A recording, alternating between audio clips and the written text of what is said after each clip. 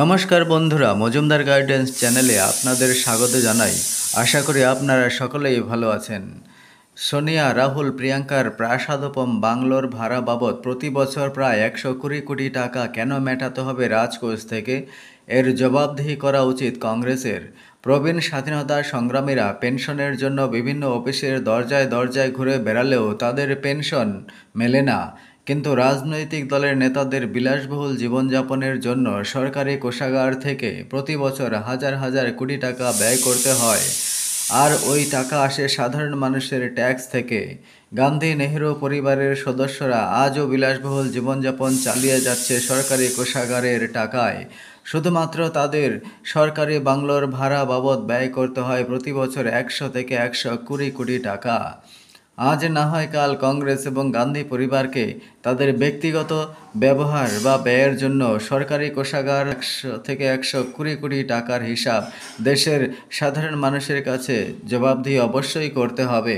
সোনিয়া গান্ধী থাকেন 10 জনপদের সরকারি বাংলোয়, যার আয়তন 1,63,408 বর্গফুট। ওই এলাকায় ভাড়ায় সর্বনিম্ন বাজার দরে একটি বাংলোর ভাড়া মাসে 3 থেকে 4 কোটি টাকা। প্রিয়াঙ্কা গান্ধী ভাদ্রা থাকেন লোধি এস্টেটের সরকারি বাংলোয়। তার আয়তন 29,763 বর্গফুট। ওই এলাকায় ভাড়ার সর্বনিম্ন বাজার হারে একটি বাংলোর ভাড়া প্রায় 1.5 থেকে 2 কোটি টাকা। তুগলক রোডে রাহুল গান্ধী যে সরকারি বাংলোতে থাকেন তার আয়তন 54,063 বর্গফুট। সেই এলাকায় ভাড়ার সর্বনিম্ন বাজার হারে একটি বাংলোর ভাড়া প্রায় 2.5 থেকে 3 কোটি টাকা। এভাবে প্রতি মাসে গড়ে প্রায় 9 থেকে 10 কোটি টাকা খরচ হচ্ছে দেশের জনগণের কষ্টার্জিত টাকা শুধু সোনিয়া, রাহুল, প্রিয়াঙ্কার বাংলো ভাড়া বাবদ। তার মানে প্রতি বছর প্রায় 100 থেকে 120 কোটি টাকা। উল্লেখ্য, গান্ধী পরিবারের এখন মাত্র 6 জন সদস্য: সোনিয়া গান্ধী, রাহুল গান্ধী, প্রিয়াঙ্কা গান্ধী ভাদ্রা, জামাই এবং 2 নাতি নাতনি। এই 6 জন মোট সদস্য। এই 6 জন সদস্যের কেউই সাংবিধানিক পদে নেই।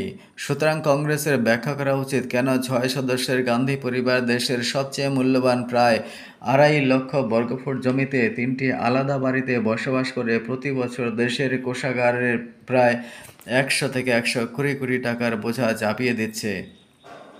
দেশের প্রাক্তন প্রধানমন্ত্রী লাল বাহাদুর শাস্ত্রী, বিপি সিং, চন্দ্রশেখর, দেবগৌড়া, আইকে গুজরালের সন্তানেরা এখনও স্বাভাবিক ঘরেই বসবাস করছেন।